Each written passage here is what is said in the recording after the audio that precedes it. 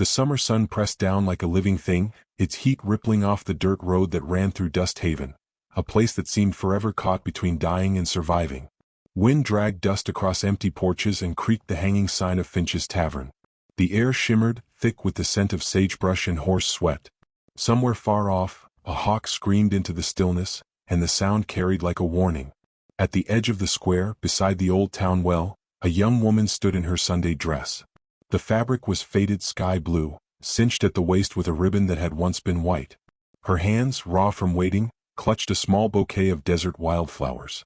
Their petals had begun to curl from the heat, yet she held them as if the world depended on their freshness. Her name was Rosalind Calloway, and she had been standing there since morning, waiting for a man who had promised her forever. The townsfolk pretended not to stare. But in a place as small as Dust Haven, pretending never fooled anyone. They whispered behind shutters and half-closed doors, speaking her name with that cruel honeyed sympathy reserved for the soon-to-be-forgotten. "Poor thing," murmured Eleanor Finch, polishing a glass behind her counter. "Still waiting on that coward boy." Outside, the light shifted, turning gold and harsh.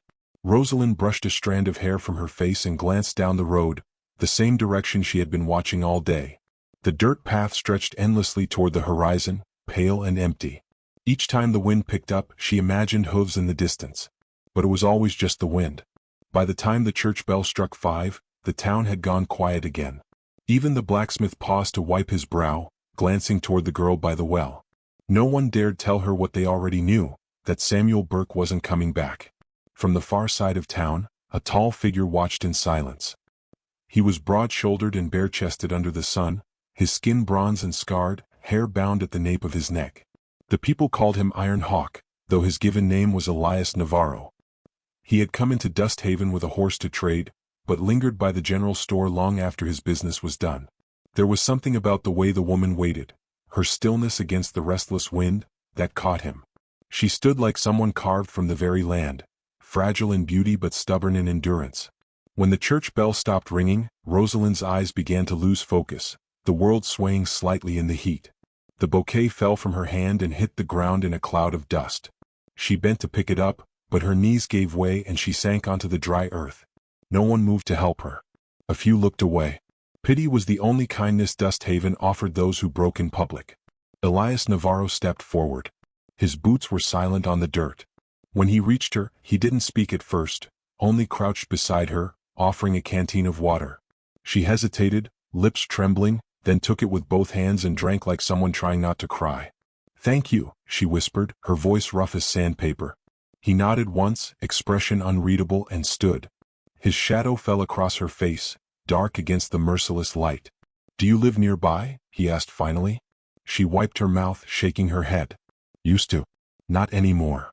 Her eyes followed the dust trail leading out of town, the same one her suitor had promised to ride down a week ago.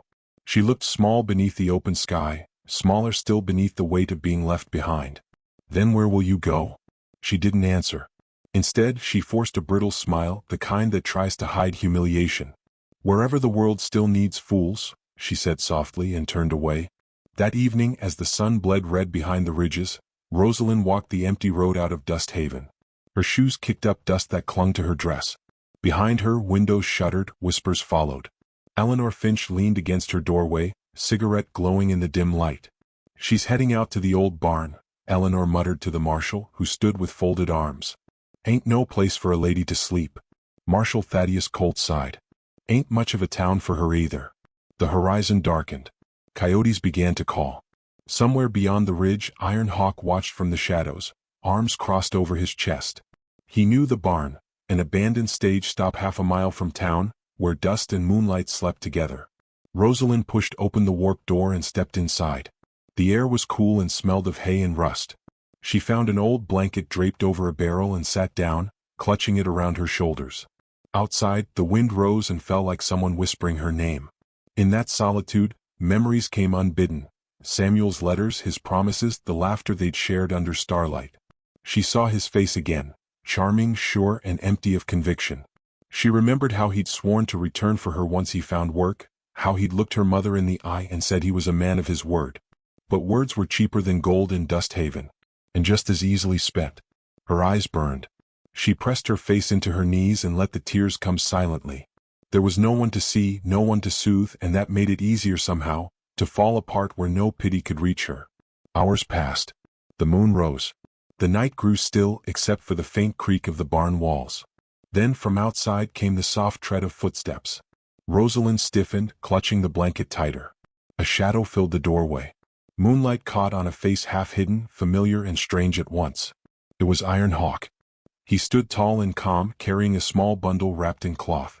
"I brought food," he said simply. She hesitated, torn between pride and gratitude. Her voice came out small. "Why?" He stepped closer, laying the bundle beside her. Inside were bread, dried venison, and a flask of water. "No one should go hungry alone," he said. She looked at him, uncertain. "You don't even know me." "I know enough," he replied, eyes fixed on the dying firelight. "You waited all day for a man who did not come. That tells me what kind of heart you have." The words hung in the stillness, heavier than any comfort. Rosalind turned away, blinking back tears. "You must think me a fool." "No," he said quietly. "Only brave people keep hope when others stop believing." For the first time in days she laughed, a small broken sound. "Hope is just another word for stubborn, isn't it?" He smiled faintly. "Sometimes." They sat without speaking, the silence between them neither awkward nor empty. Outside, the crickets sang, and the moonlight poured through a crack in the roof, painting pale stripes across the floor. After a while he stood. "You'll be safe here. I'll leave you to rest." "Wait," she said, surprising herself. You don't have to." He looked down at her. "I don't, but I will." And then, as if remembering something from another life, he asked the question that would change everything. His voice was low, steady, carrying no jest, no cruelty, only an honesty that startled her more than the words themselves. "Will you marry me?" The world seemed to stop. Even the crickets went silent. She stared at him, unable to breathe. "You don't mean that," she whispered. "I do." "Why?" He took a slow breath, eyes never leaving hers. "Because no one should be waiting for someone who has already left." Her heart twisted. "You don't even know my name." "I don't need to. I see who you are." She shook her head, the blanket slipping from her shoulders. "You can't just." "I can," he said softly. "And I will. Because I know what it is to be left behind." His words reached a place inside her that had gone quiet long ago. Still she could not believe him, not yet. "You don't know what you're saying." He gave a faint nod, as though agreeing that perhaps he didn't. "Then forget I said it. But know that if you need a place to rest, you will not be turned away." He turned toward the door, the moonlight tracing his outline like silver armor. Before stepping out he looked back once more. "The world has taken enough from both of us," he said. "Don't let it take your heart too." Then he was gone, swallowed by the night. Rosalind sat motionless, the silence roaring in her ears. Outside the wind had softened. The blanket slid from her hands. She stared at the door long after he left, the echo of his words circling through her like a song half remembered. When she finally rose, she crossed to the doorway and looked out. The land stretched endless beneath the moon, silver and still. Somewhere out there she knew he was walking back toward his people, or maybe just toward the horizon. A strange calm washed over her. For the first time in days the ache in her chest eased, not because the pain was gone but because someone had seen it. She knelt and picked up one of the wildflowers from her wilted bouquet. Its stem had snapped, but the petals were still soft beneath her fingers.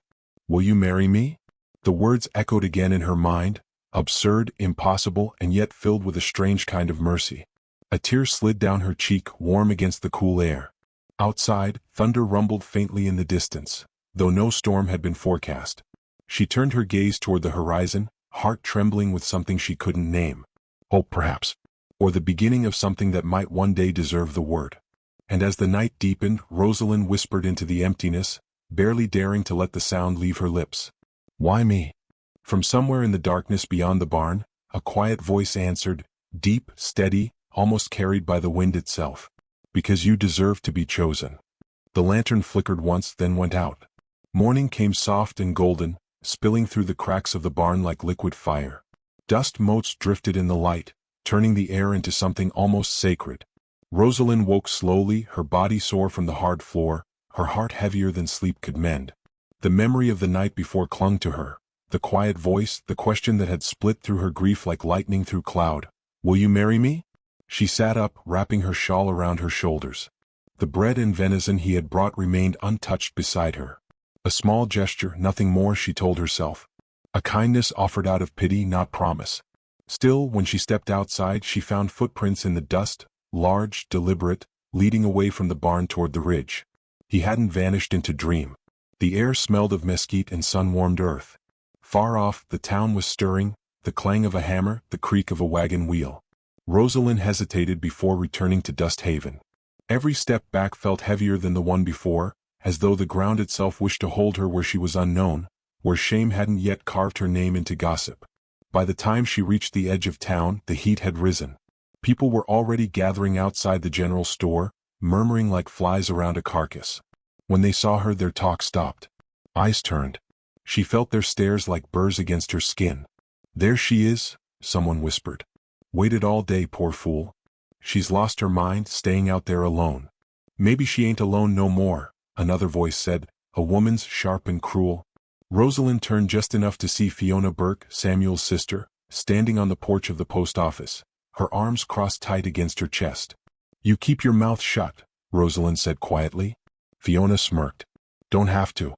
The whole town saw that Apache walking your way last night." A ripple of laughter passed through the onlookers. Rosalind's cheeks burned. She turned and kept walking, jaw clenched, tears stinging but unshed. Dust Haven had always been a small town, but shame made it smaller. She found work at Finch's Tavern that afternoon, sweeping floors for a meal. Eleanor Finch didn't ask questions. She'd seen enough women crawl out of heartbreak to know words didn't fix much. When Rosalind finished, Eleanor handed her a biscuit and nodded toward the door.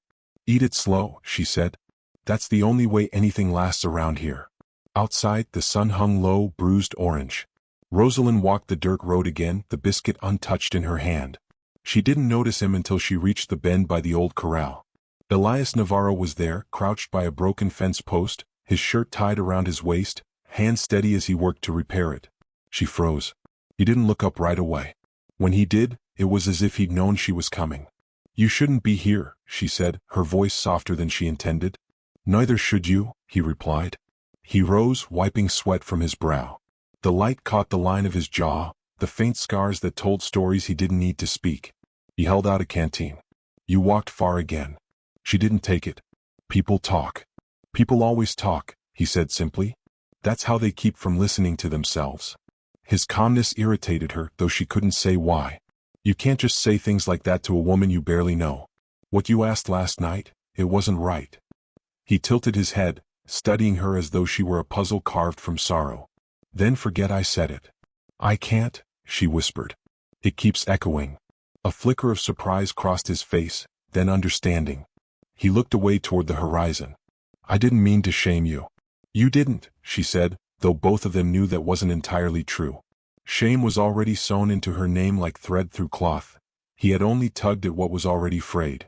Elias stepped aside, gesturing toward a small sack leaning against the fence. "There's bread in there. Dried apples too. You should eat." She hesitated again, then sighed and sat down on a nearby log. He didn't join her. Instead, he began collecting the fallen fence boards, stacking them with quiet purpose.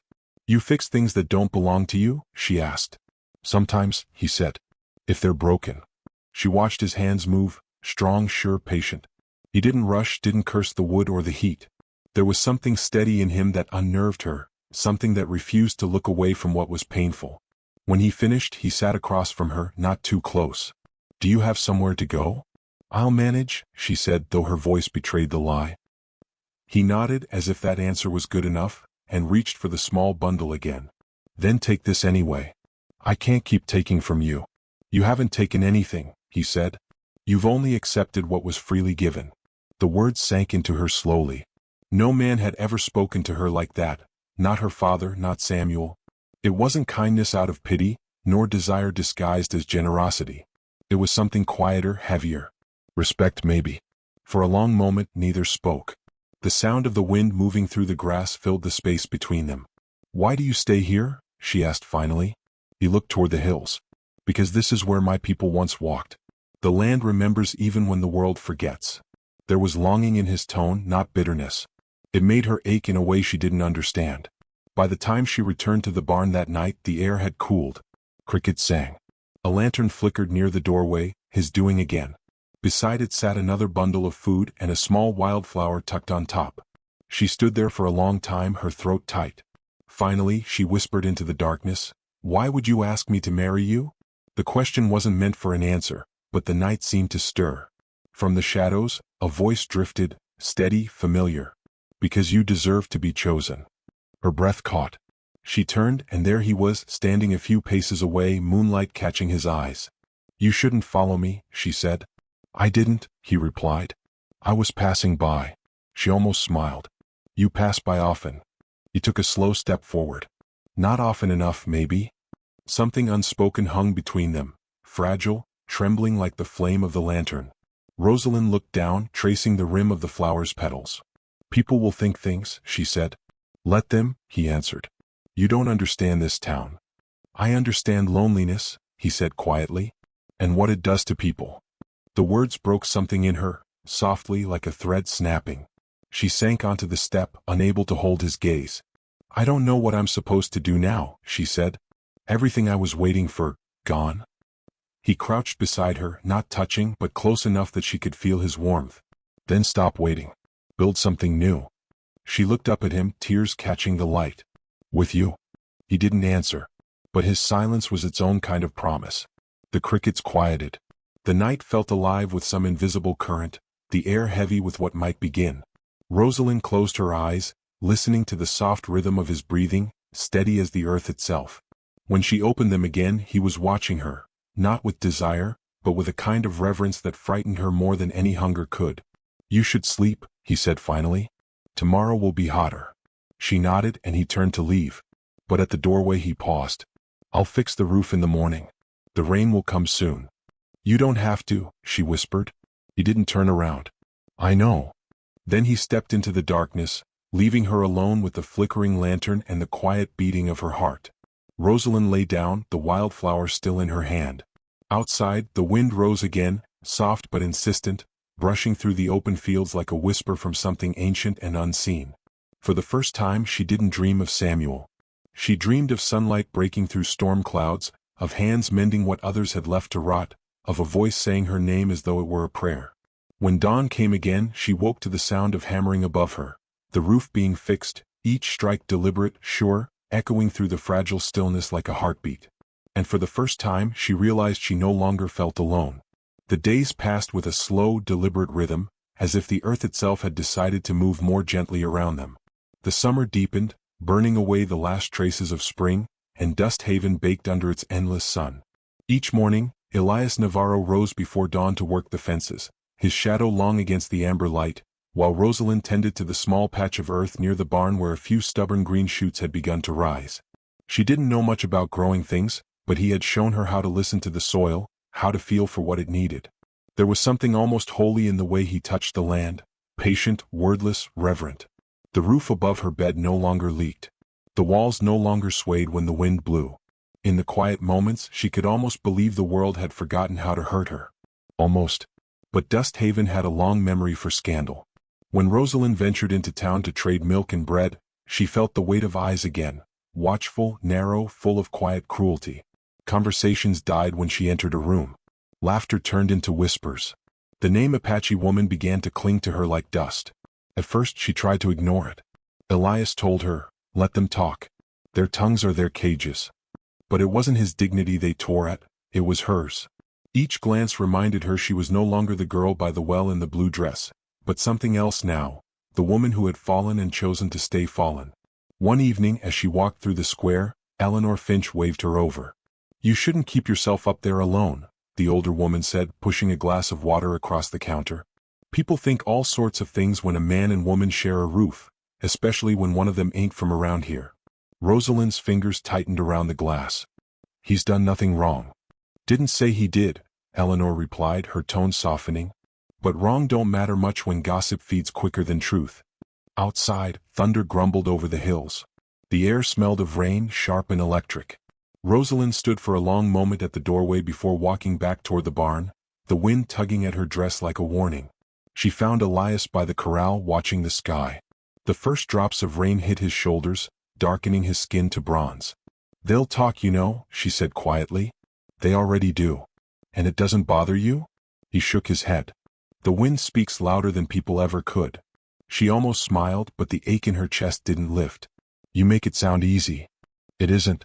But I learned long ago not to live by other men's words. He turned to her then, and the storm light caught in his eyes, a flicker of fire before the rain began in earnest. Fat drops struck the earth, raising the scent of life and dust. Rosalind closed her eyes and let the water hit her face, mingling with the tears she wouldn't let him see. They took shelter inside, laughing as they shook the rain from their hair. For a moment the world felt small and safe again. But then, through the hiss of the downpour came the distant sound of hooves. Elias went still. Rosalind followed his gaze toward the road. A group of riders approached, their outlines growing clearer through the sheets of rain. She recognized the first man before he even dismounted. Samuel Burke.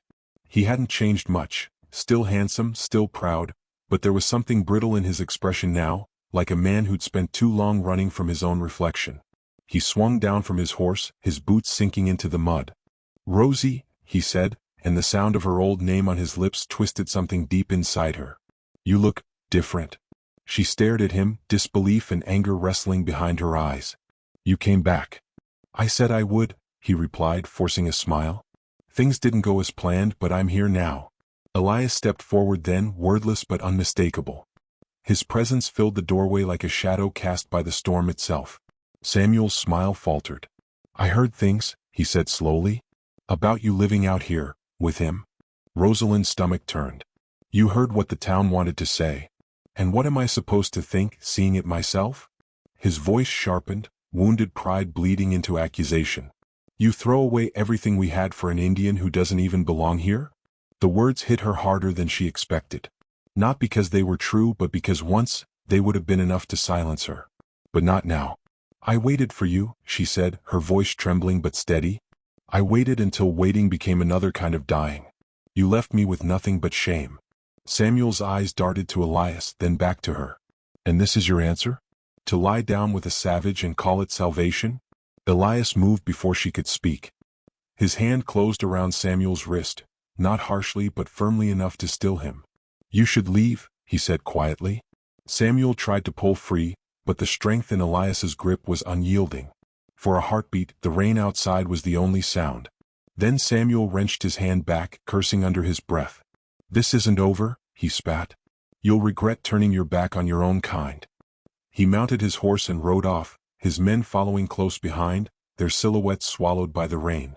Rosalind sank against the wall, trembling. Elias said nothing. When she finally met his gaze, she saw no anger there, only a deep, tired sadness. "I'm sorry," she whispered. "For what?" "For them. For the things they'll say now." He shook his head. "They don't matter." But she could see the tension in his shoulders, the way his jaw tightened. The storm had passed, but something heavier now hung in the air between them, something that wouldn't wash away so easily. The next morning, Dust Haven buzzed with whispers. Samuel Burke had returned, and with him, the kind of trouble the town pretended it didn't crave. Marshal Thaddeus Colt found Rosalind near the well, filling a bucket. "You best keep to the barn for a while," he said. "Men are restless. They don't like seeing their stories rewritten." "Stories?" she asked. He nodded toward the horizon. "That man saved your dignity when the town wouldn't. But to them he's the villain, it makes the gossip easier to swallow." Rosalind's hands trembled on the rope. "I won't hide." The marshal studied her for a long moment before sighing. "Didn't think you would." That night, she sat outside the barn, the stars bright and merciless above. Elias joined her, carrying a small piece of wood he'd been carving, a hawk mid-flight. He handed it to her without a word. "It's beautiful," she said. He shrugged. "Just a thing I do when I can't sleep." She traced the wings with her fingertips. "You knew he'd come back, didn't you?" He nodded once. "The past always does." A long silence settled. Crickets sang. Somewhere in the dark, a coyote howled. "Do you ever get tired of being judged?" she asked softly. "Every day." He looked at her, eyes steady. "But I don't let it decide who I am." She turned the carving in her hands. "I wish I had your strength." "You do," he said. "You just don't trust it yet." Something in his tone made her chest tighten. She wanted to believe him, to believe she was more than what Dust Haven had named her. The following morning, the town gathered near the saloon. Samuel stood on the steps, speaking loud enough for all to hear. She's been bewitched, he declared. Taken in by one of them. The crowd murmured, torn between fear and fascination. Rosalind pushed through, her heart pounding, Eleanor's voice calling for her to stop. But she didn't stop. She climbed the steps, faced Samuel, and for the first time in her life she looked him straight in the eye. "No one bewitched me," she said. "You left me." He didn't. The words rippled through the crowd like fire catching dry grass. Samuel's face flushed with rage, but she didn't move. Behind her, she heard boots on dirt, Elias standing at the edge of the square. "Go home, Samuel," she said. "This town's already too small for your lies." He stared at her a long moment, then turned away, pushing past the crowd. The silence that followed was thick and uncertain. Some looked at her with pity. Others with newfound respect. When she walked back toward the barn, Elias was waiting. She could see something in his eyes she hadn't before, a quiet pride shadowed by worry. "They'll come again," he said. "I know. You shouldn't have stood there alone." She smiled faintly. "I wasn't." He didn't argue. They stood in the dusk, the last light fading from the sky. The air smelled of rain again, though no storm yet brewed. For the first time she reached for his hand, not in gratitude but in choice. His fingers closed around hers, rough and warm. "I'm not afraid anymore," she said. He nodded, his thumb brushing her wrist like a vow unspoken. "You shouldn't be." And then, just as the quiet settled, the distant echo of hooves rose again from beyond the ridge, fainter this time but unmistakable. Elias turned toward the sound, his expression hardening. Rosalind followed his gaze, her heart tightening in her chest. The riders were coming back. But this time it wouldn't be for words. The morning broke with a strange quiet, the kind that comes before violence. The sky above Dust Haven was the color of ash, and the air felt too still, too heavy. Even the birds had gone silent. Elias Navarro stood outside the barn, sharpening his knife with slow, deliberate strokes, though his eyes kept drifting toward the horizon. Rosalind watched from the doorway, her hands clasped together, the echo of last night's warning still burning in her mind. The riders would return. He hadn't slept. Neither had she. The storm inside them both was too loud. "They won't stop with words this time," he said finally, not looking at her. Rosalind swallowed hard. "Then what will you do?" "What I must." He sheathed the knife and turned to face her. There was something in his eyes that frightened her, not anger, not fear, but resolve. It was the look of a man who had already made peace with pain. "Elias," she stepped forward, reaching for his arm. "You don't have to fight them. You don't have to prove anything." He shook his head gently. "You still think I fight for pride? Then why?" "For you." The words landed between them like a prayer, quiet but immovable. She opened her mouth to protest, but the distant rumble of hooves cut through the air. Her heart stuttered. The sound was closer this time, deliberate, like a drumbeat calling something dark to life. Elias turned toward the open field. "Stay inside." "I won't hide again," she said, stepping beside him. "Not anymore." He looked at her for a long moment, the faintest flicker of something, admiration or sorrow, passing over his face. Then he nodded once. The riders appeared over the ridge, 6 of them, led by Samuel Burke. They came fast, their horses kicking up dust like smoke. Rifles glinted in the morning light. Behind them, the town gathered at a distance, faces pale, breath held. Even Marshal Colt stood among them, silent and watchful. Samuel dismounted first, mud splashing around his boots. He looked older now, worn by hate more than years. "You should have left when you had the chance," he said, eyes locked on Elias. "I did," Elias replied evenly. "But the land kept calling me back." Samuel sneered. "Don't give me your savage poetry. You've poisoned her mind long enough." His gaze flicked toward Rosalind. "You think you can play wife to this animal? You think he loves you? He's using you to humiliate us all." Rosalind stepped forward before Elias could speak. "You left me, Samuel. You buried me in shame. He found me there and gave me back my name."